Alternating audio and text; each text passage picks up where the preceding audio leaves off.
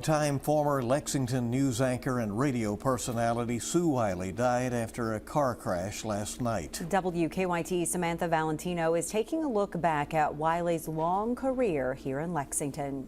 Sue Wylie was a trailblazer in Kentucky broadcasting.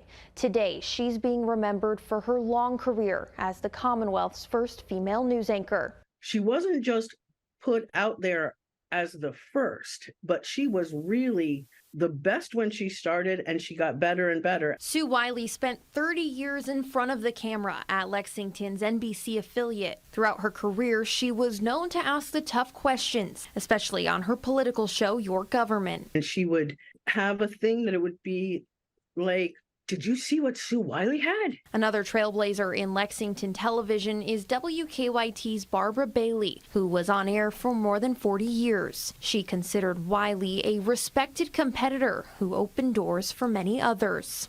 Sue really, she didn't just kick that door open, she plowed it down. Even as they competed for audience, Barbara always respected Wylie's on-air work and the glamorous image she upheld in the community. I can tell you the first couple of times that I met her, I was like, oh my gosh, this is Sue Wylie.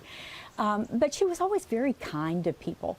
As a retired person now, I would run into her at Kroger and we'd always stop and chat, but she always, I may have been in there in my sweatpants and tennis shoes and glasses, but she always was so perfectly dressed and she just commanded your attention. Sue Wylie is credited for changing the way we do news here in Lexington.